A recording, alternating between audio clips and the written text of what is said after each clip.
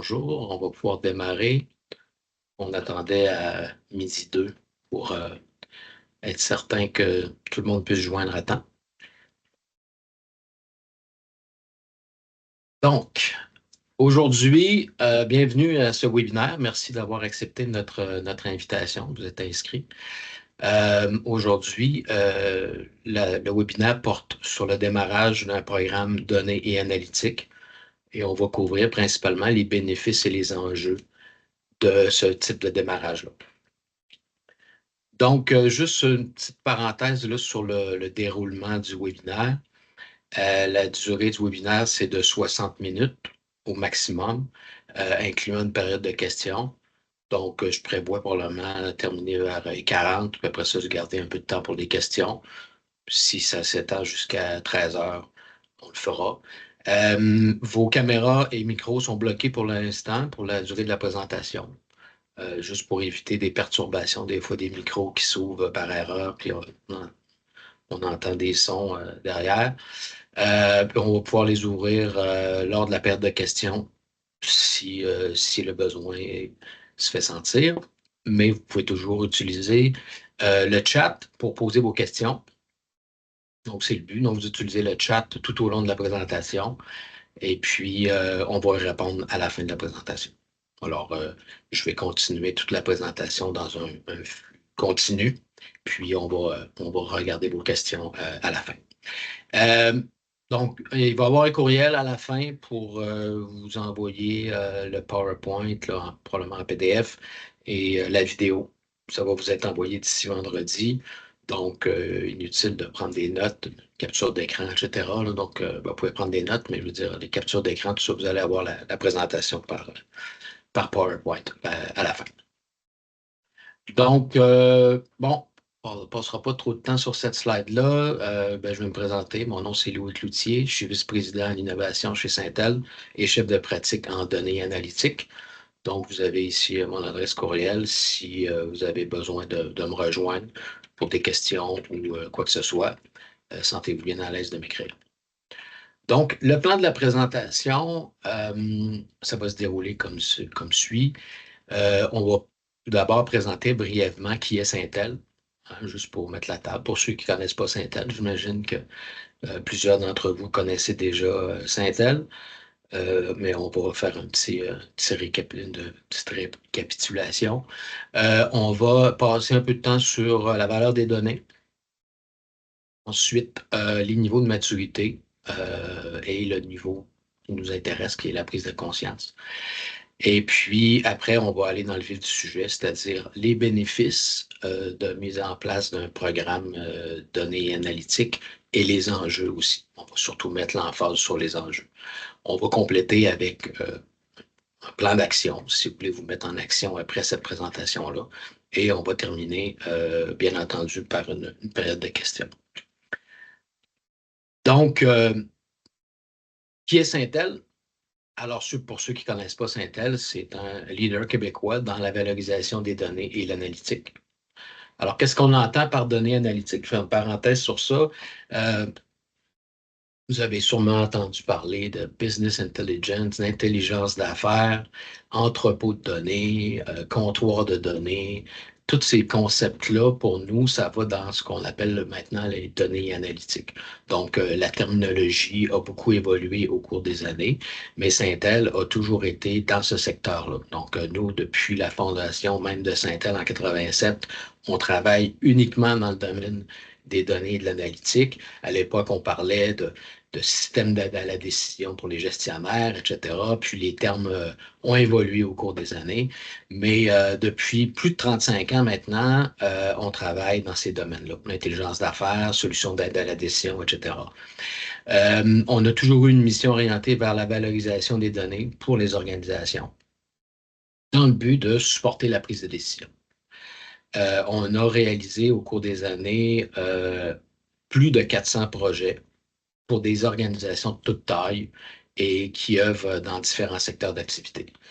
Alors, on travaille autant avec des PME, des entreprises qui ont moins de 100 employés, que des très grandes organisations, des compagnies d'assurance, des banques, Hydro-Québec, on travaille avec des grandes organisations et des petites.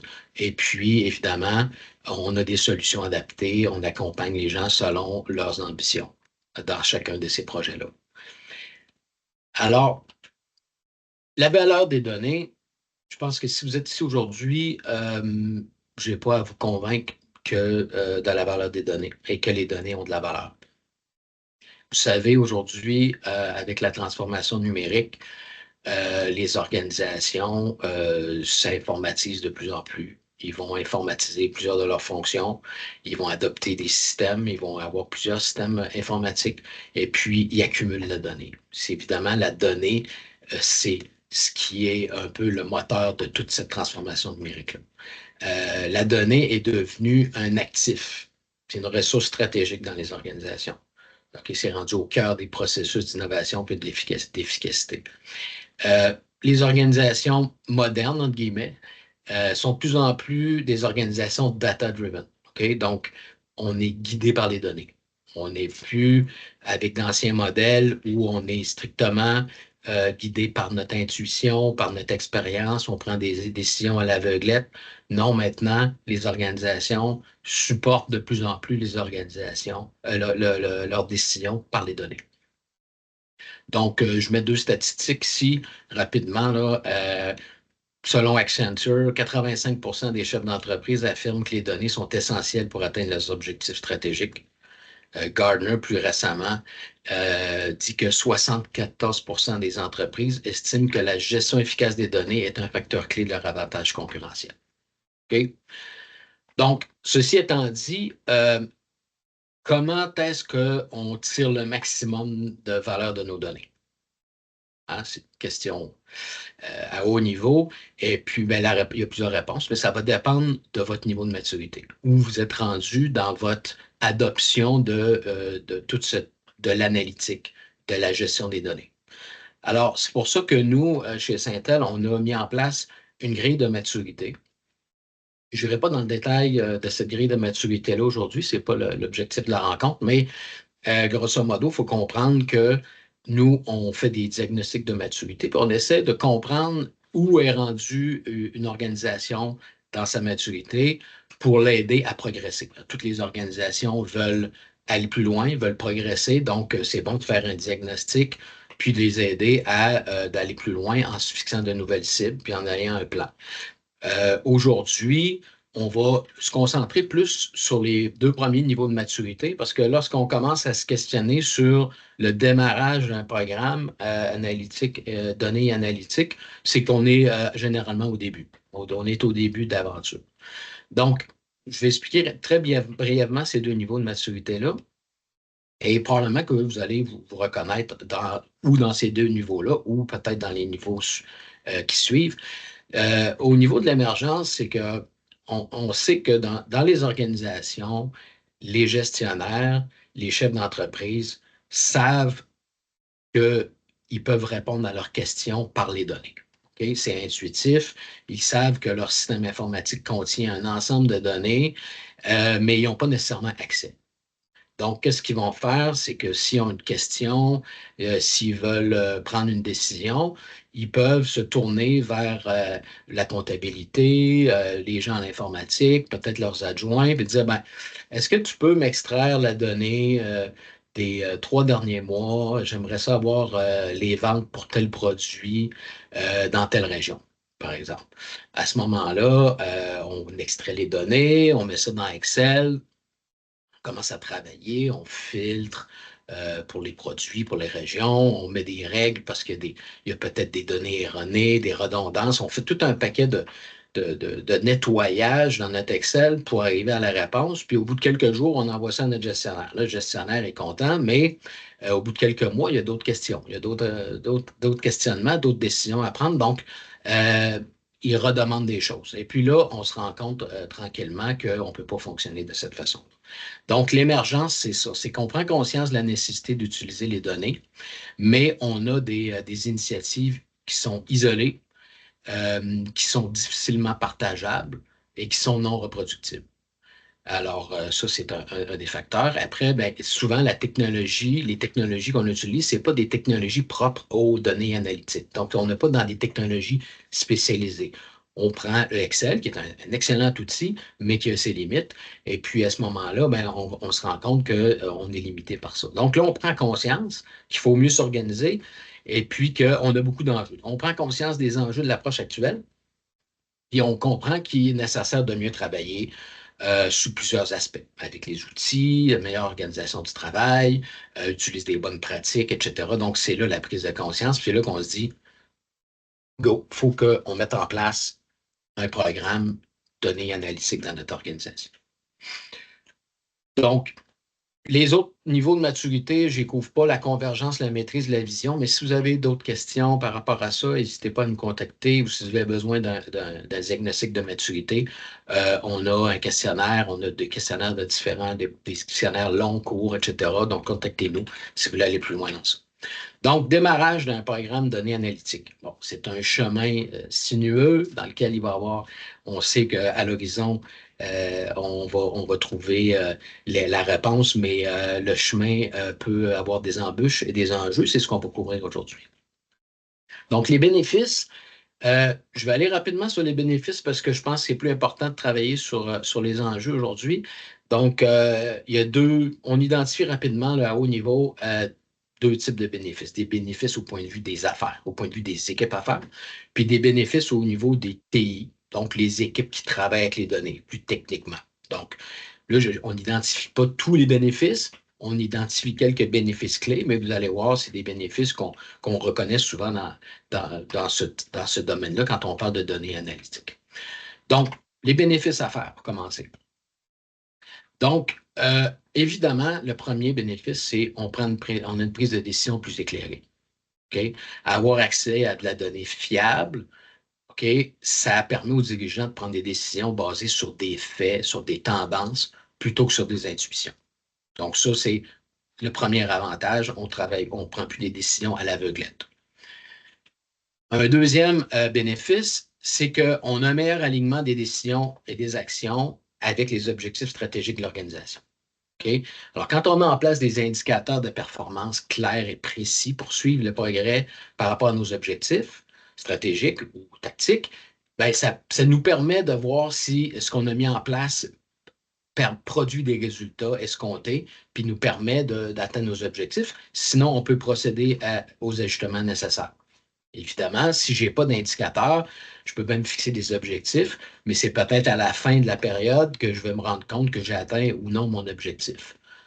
Si dans le système de la santé, on dit on veut réduire les délais d'attente, ben, il faut avoir un indicateur qui nous permet de suivre la progression de ce délai d'attente-là et d'apporter des correctifs à fur et à mesure plutôt qu'au bout de 5 ans de se dire ah, on n'a pas atteint notre objectif. L'amélioration de l'efficacité opérationnelle. Alors, l'accès rapide à des données détaillées, okay, ça permet d'identifier des problèmes récurrents, d'analyser les causes et mettre en place des mesures correctives. Alors, quand vous avez des données, oui, à haut niveau, des indicateurs de performance, mais aussi la donnée détaillée qui est en dessous en permettant de forer, en permettant de naviguer dans cette donnée-là pour faire des diagnostics. À ce moment-là, les indicateurs qu'on voit dans le rouge à haut niveau, on est capable de comprendre qu'est-ce qui se passe. On est capable de régler des problèmes, puis ça nous permet d'améliorer l'efficacité opérationnelle par la suite. Et puis, évidemment, au point de vue des affaires, c'est d'avoir un meilleur accès à des données de confiance. Des données de confiance, c'est super important. Un accès à des données de confiance et de qualité, ça accélère la prise de décision. En plus d'avoir une source de vérité unique à travers l'organisation, ben, ça favorise la transparence, ça renforce la collaboration entre les départements. Ça élimine les conflits liés à des données contradictoires. Quand on travaille avec des moyens plus artisanaux, ben, on se retrouve souvent avec différentes façons de calculer la même chose. On arrive dans des réunions, on compare des pommes avec des oranges, il y a des données contradictoires, il y a des conflits dans les discussions, etc. Avoir une source unique de vérité, ça a beaucoup d'avantages pour les enfants. Point de vue des équipes TI, des équipes de données, alors vous pouvez imaginer dans l'émergence, les personnes qui sont obligées de répondre à des requêtes au quotidien, de travailler dans du Excel, de manipuler des données, etc. Pour eux, il y a beaucoup de bénéfices d'aller vers un programme de ce type-là.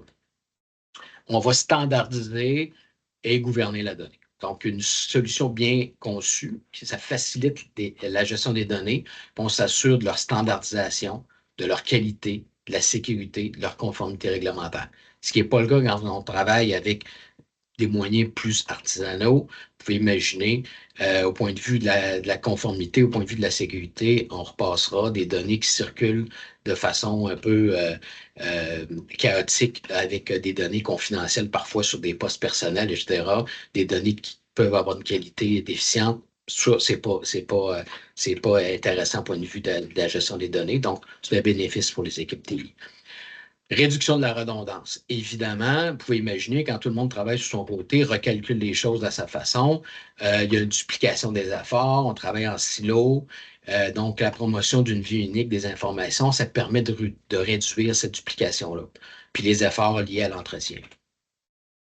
On adopte des meilleures technologies, des pratiques. On arrête de travailler avec des moyens du bord, avec Excel, même si on peut travailler avec Excel dans l'analytique, mais il y a des outils beaucoup mieux pour faire le travail. Donc, le domaine de la donnée analytique, ça a ses propres outils, ses propres technologies. Et puis, c'est important, c'est un avantage vraiment intéressant d'utiliser ces outils. Et puis, on a une solution qui offre de la flexibilité et de l'évolutivité.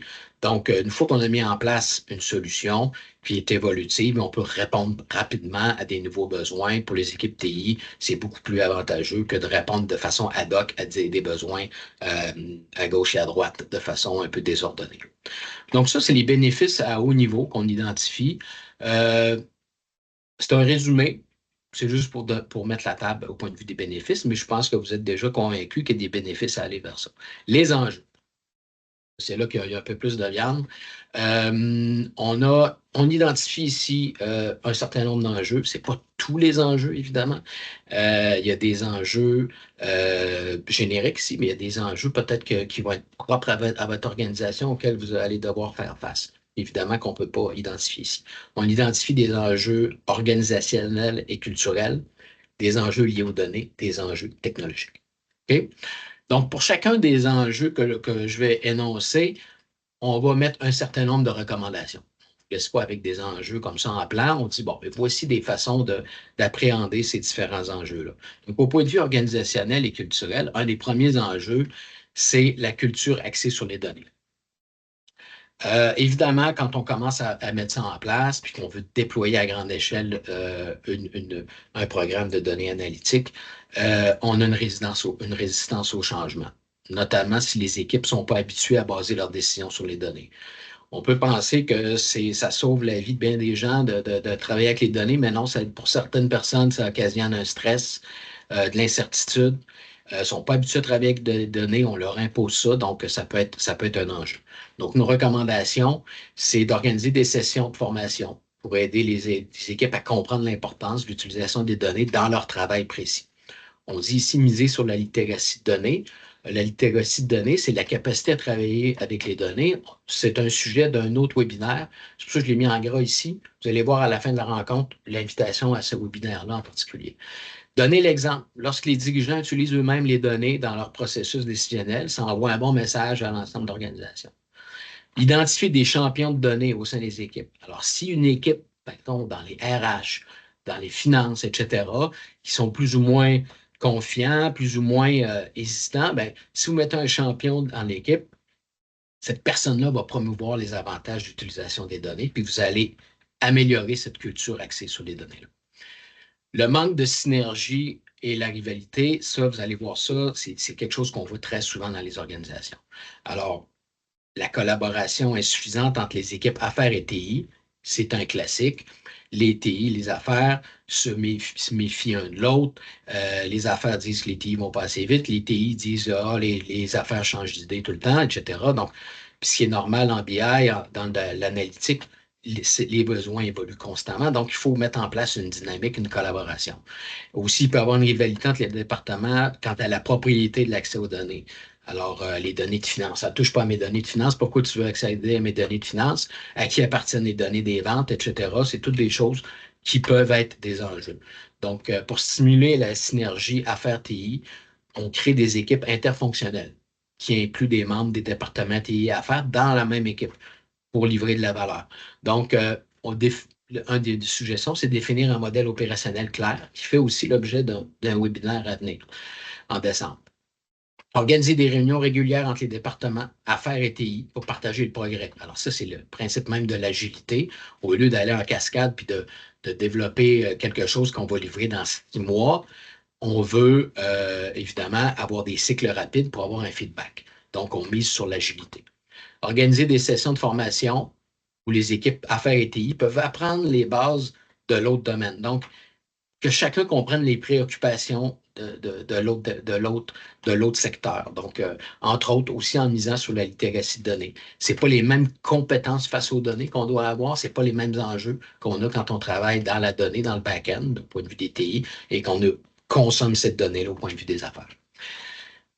Soutien de la haute gestion et leadership. Évidemment, ça, c'est un autre enjeu qu'on voit, c'est la réticence des dirigeants à investir dans une vision claire des retours, sans une vision claire des retours sur l'investissement d'un programme de ce type-là. Ça coûte des sous faire un programme de données analytiques. C'est des sous, quoi. Puis, c'est pas un projet qui dure 6 mois, puis on arrête. C'est un programme. Il y a une durée dans le temps, une continuité. Donc, il faut investir, puis il faut convaincre les dirigeants à investir. Donc, ça, c'est un des enjeux auxquels plusieurs organisations font face. Souvent aussi, il peut y avoir l'absence d'un champion ou d'un leader qui porte la vision analytique à travers l'organisation. Donc, les recommandations, commencer par des petits projets pilotes à petite échelle qui démontrent les gains rapides et concrets en minimisant les investissements initiaux. En bon français, on appelle ça des quick wins. Alors, des preuves de concept, des MVP, etc.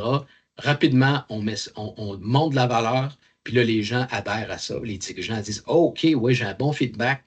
Tel département sont très contents de ce qu'il y a, ça les aide dans leur quotidien. Oui, on va continuer à investir.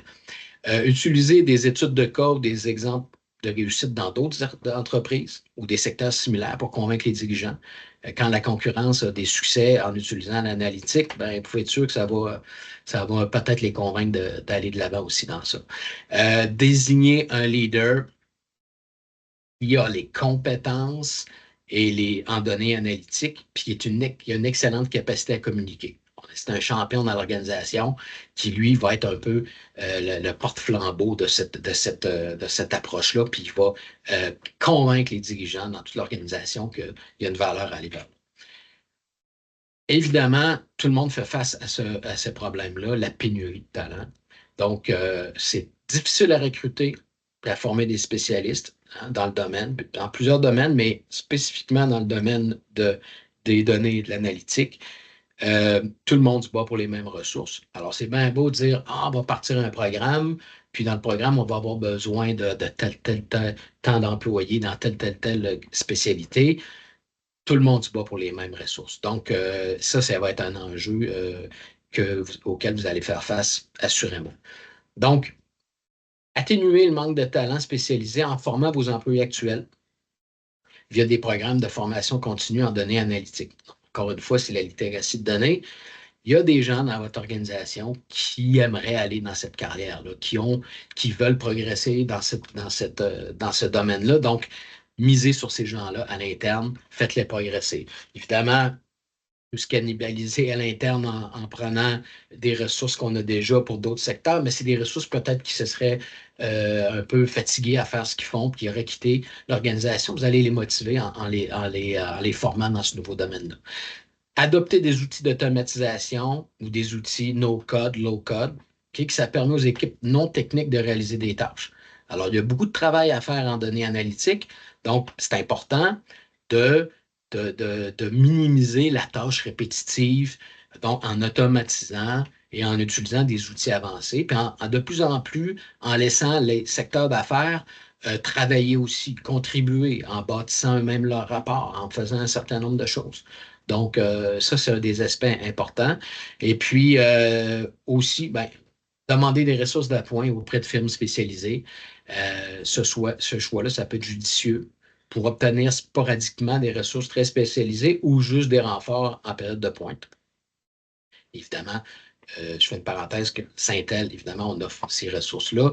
Puis on a beaucoup de nos clients qui vont travailler justement avec nous, soit en continu avec des ressources qui travaillent toujours avec eux, ou de façon sporadique pour venir combler des pointes ou les aider dans des sujets qu'ils maîtrisent moins. Ça, c'est les enjeux organisationnels et culturels. Il y a beaucoup d'enjeux, évidemment, liés aux données. Et comprendre la fragmentation des données. Dans la plupart des organisations, on a affaire à une multiplicité des sources de données qui sont non intégrées, évidemment. Bon, je dis évidemment, dans certains cas, il y a de l'intégration opérationnelle, mais il y a beaucoup de fragmentation. Donc, ça rend très difficile la production d'une vue consolidée de l'information. Okay? Donc, les entreprises vont avoir un CRM, ils vont avoir un ERP, des systèmes comptables, ils vont avoir un système pour gérer les ressources humaines. Selon leur spécialité, ils vont avoir des systèmes de mission bien spécifiques. Il y a tout un ensemble de systèmes qui gravitent dans l'organisation, puis c'est difficile de croiser ces informations-là dans bien des cas. Donc, moi, j'ai vu des clients qui avaient 25 sources de données. Il faut imaginer. Évidemment, on ne veut pas toutes croiser ces sources-là, mais souvent, il y a de l'information qui se répète partout, puis il y a de la contradiction. Donc, c'est un défi. Notre recommandation, c'est d'utiliser des outils d'intégration de données modernes. Évidemment, quand on commence à faire de l'analytique, on va aller vers des plateformes analytiques, on va aller vers des outils modernes, mais il y a les outils aujourd'hui, en 2024, permettent une meilleure intégration en automatisant certains processus de collecte et de transformation de données. Commencer par intégrer des sources de données prioritaires. Alors, quand on revient au petit projet, au quick win qu'on disait tantôt, bien, en allant vers des premières sources ou les sources les plus faciles à connecter, puis après ça, progressivement, on vient étendre en intégrant les autres systèmes. Puis là, ben, on appréhende les problèmes d'intégration un à un pour s'assurer qu'on est capable de croiser l'information. Établissez des règles de transformation et d'harmonisation consensuelle à travers l'organisation. Ça, c'est fondamental. À partir du moment où vous voulez commencer à croiser, etc., calculer les indicateurs, il faut établir des standards. Si je reviens à l'exemple du système de la santé tantôt, où on veut suivre les délais d'attente, on veut réduire les délais d'attente, bien, si chaque établissement de santé calcule l'indicateur à sa façon, on n'est pas avancé. On ne peut pas comparer, etc. Donc, c'est important de cet aspect-là. La qualité des données. Il ne faut pas s'imaginer que vos données sources, vos systèmes opérationnels ont de la qualité à 100%. La donnée est souvent incomplète, redondante, erronée ou même obsolète. Okay? Ça peut compromettre la fiabilité des analyses. Okay? Donc, la qualité de données, il faut comprendre que les critères de qualité de données dans les systèmes opérationnels, ce n'est pas nécessairement les mêmes que dans l'informationnel, okay? Dans l'analytique. Je vous donne un exemple. Avoir la bonne date de naissance pour un individu, que ce soit un employé, un client, etc., un assuré, ça peut pas pour un assuré, mais pour un employé dans un système opérationnel, ça peut être optionnel dans certains cas. Par contre, quand on fait de l'analytique, puis qu'on analyse par tranche d'âge, par strate, ben là, on a un problème. Il faut absolument de la qualité au niveau de l'âge. Même chose pour la géolocalisation. Quand on fait des études par secteur, par région, si on n'a pas les bonnes adresses, les bons codes postaux, ben on se retrouve avec de la donnée erronée. Donc, point de vue de la qualité, il faut définir des rôles clairs, okay, comme un responsable de qualité de données, ce qu'on appelle souvent en gouvernance un intendant de données, par secteur ou sujet de données, pour faciliter la résolution des problèmes de qualité dès qu'ils surviennent dans l'analytique. Okay, il y a des nouvelles données qui rentrent. Oh, on a détecté des erreurs. Tout de suite, on prend action. On n'attend pas que les affaires ou les consommateurs de données constatent les problèmes. Il faut les détecter immédiatement, puis retomber sur nos pattes le plus rapidement possible. Puis sinon, on peut perdre la confiance des utilisateurs. Automatiser des contrôles de qualité, les alertes, pour détecter, c'est en temps réel, les anomalies dans les données. On parle au point de vue de l'analytique. Mais à mesure que les données rentrent, tout de suite, on peut déjà mettre des règles de qualité pour s'assurer qu'on détecte certaines anomalies. Sensibiliser vos employés, mais toutes les ressources de l'organisation à l'importance de la qualité des données. dès la saisie dans les systèmes opérationnels. Les personnes qui saisissent la donnée, ils ont un impact majeur sur la qualité des données. Oui, on peut renforcer dans les écrans de saisie des validations, etc., mais ce n'est pas toujours possible. Donc, il faut sensibiliser les gens, puis ça fait partie de l'aspect de la littératie de données. Les volumes, vélocité, complexité croissant. Si on recule il y a une vingtaine d'années, quand on faisait de l'analytique ou qu'on appelle du BI à l'époque, on travaillait généralement avec des données structurées. Alors, des BD relationnels, on travaillait avec des montants, des chiffres, des dollars, des quantités, etc. C'était souvent de la donnée structurée. Mais depuis plusieurs années, on travaille de plus en plus avec de la donnée non structurée et de la donnée avec une grande vélocité. Qu'à penser à l'Internet des objets, mais aussi des données non structurées comme des images, des vidéos, des conversations téléphoniques qu'on veut conserver. C'est un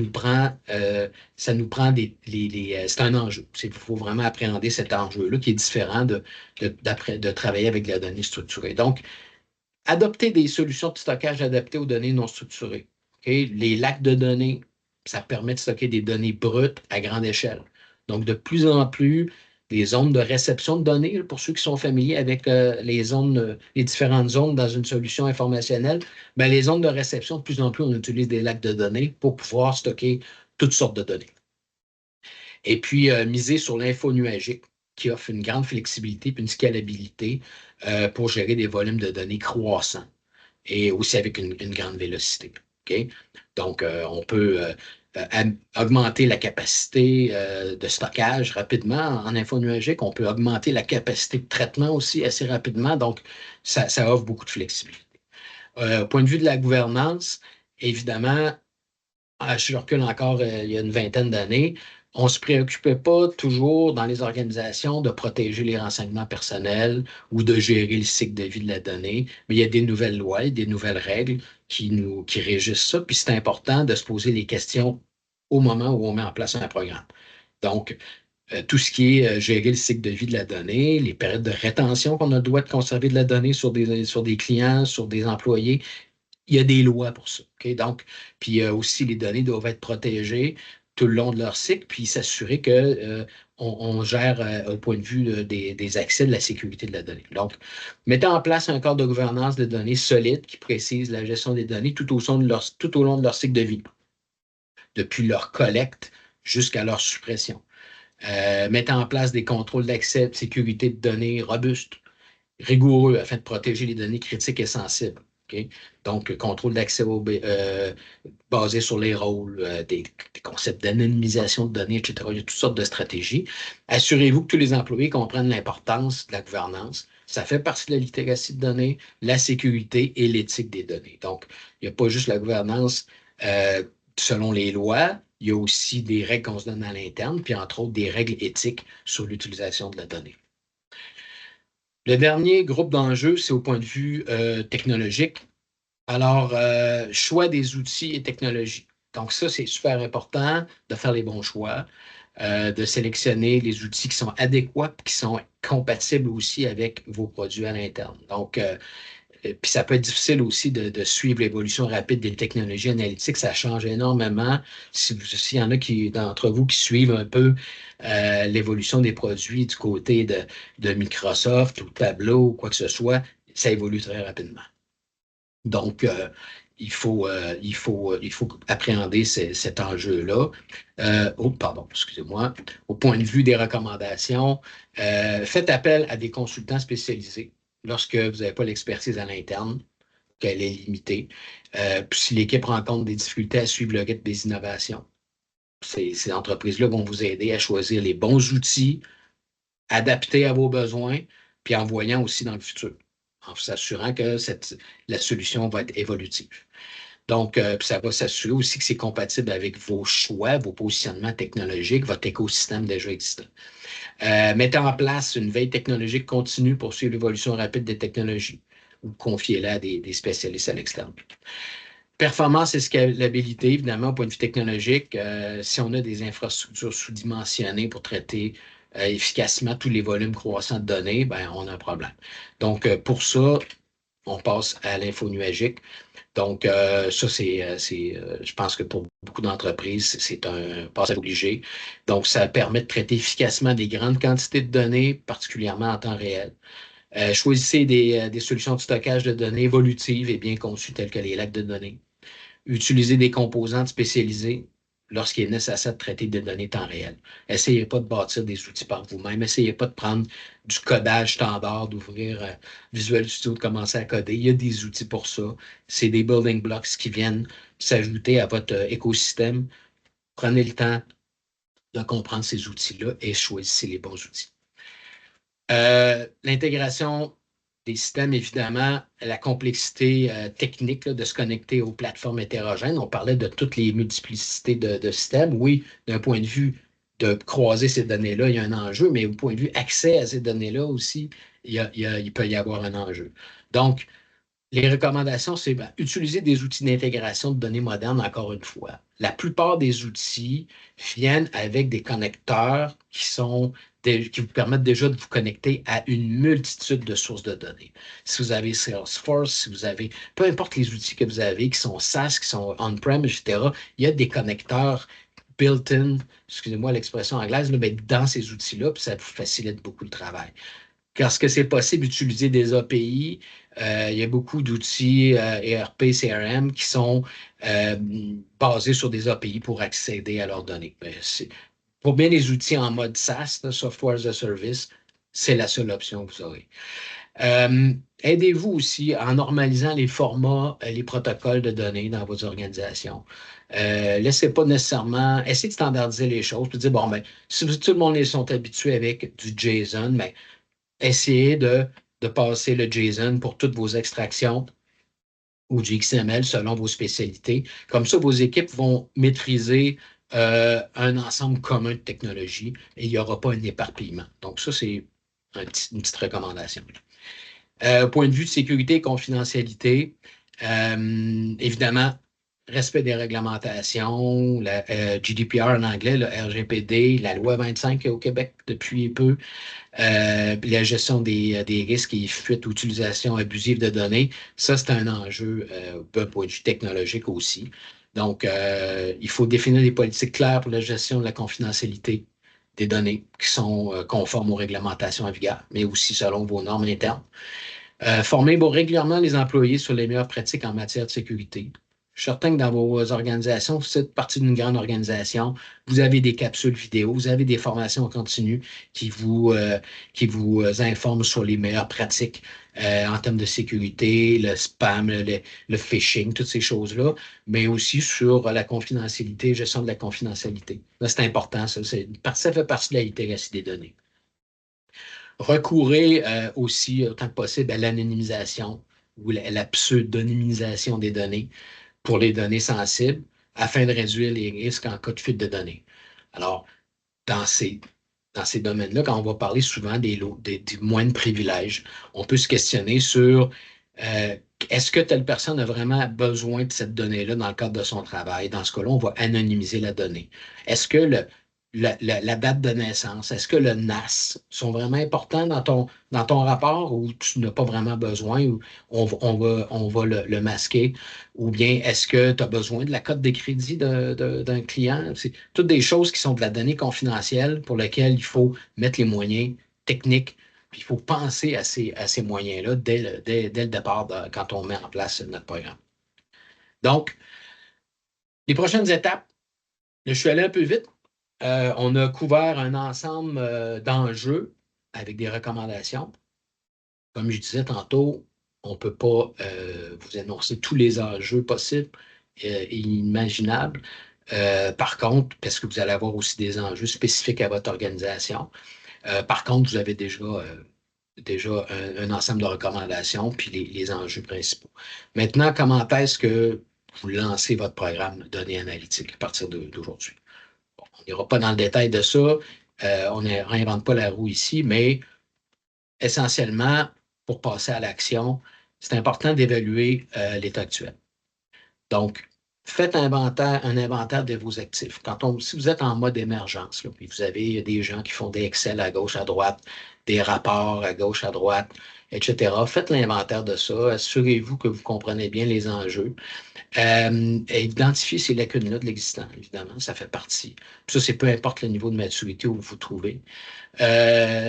Aussi, il faut faire une cueillette des besoins en données analytiques. Donc, oui, il y a des besoins qui sont déjà couverts par vos, vos actifs internes, vos rapports, vos Excel internes, mais il y a aussi d'autres besoins qui sont non répondus pour lesquels c'est important là, d'avoir un bon portrait a priori.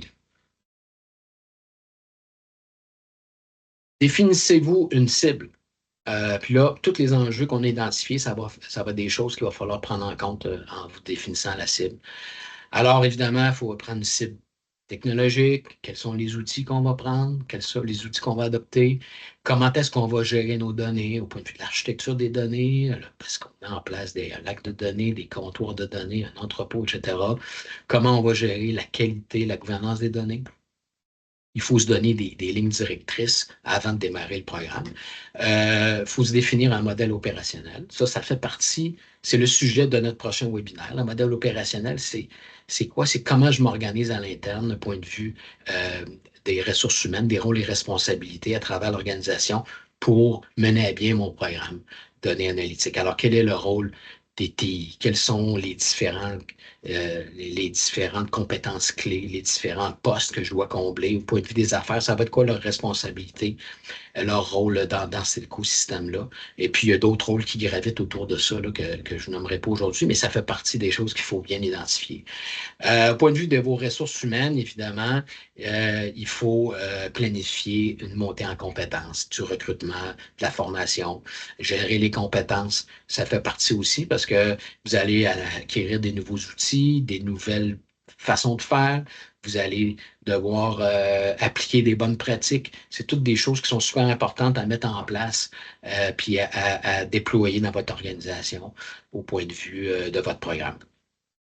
Et ensuite, il faut élaborer un programme de transition réaliste, c'est-à-dire réaliste. On parlait tantôt des petits pas ou des quick wins, etc. Donc, il faut avoir un plan qui est réaliste dans le temps pour essayer de tout faire d'un coup. Commencer peut-être par des secteurs pour lesquels on livre de la valeur rapidement, qui sont les plus critiques. Et on va garder pour la fin ce qui est déjà bien adressé en termes de besoins, mais qui a peut-être besoin d'être ramené dans le tronc commun de notre programme. Donc, élaborer un plan de transition réaliste et évidemment exécuter-le. Donc, euh, j'en ai parlé tantôt juste avant de passer à la période de questions. Là.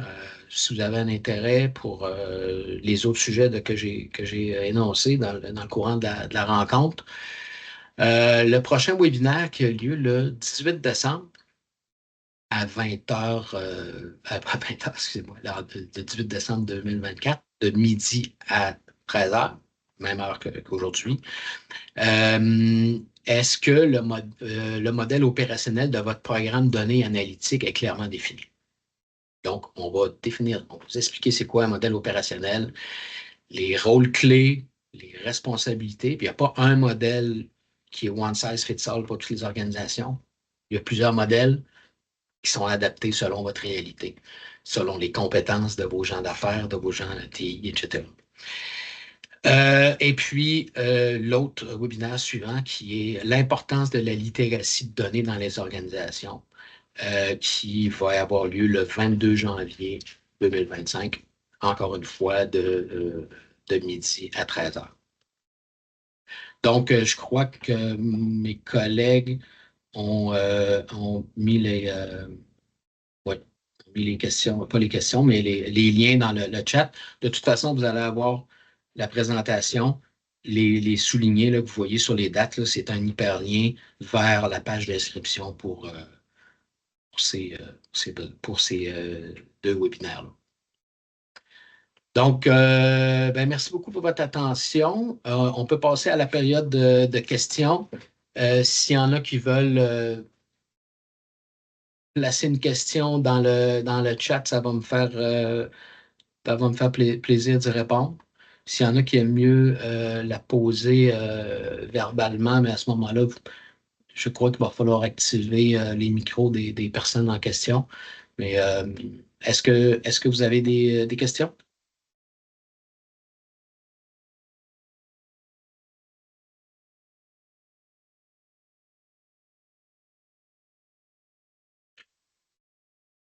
Donc, j'ai une première question ici.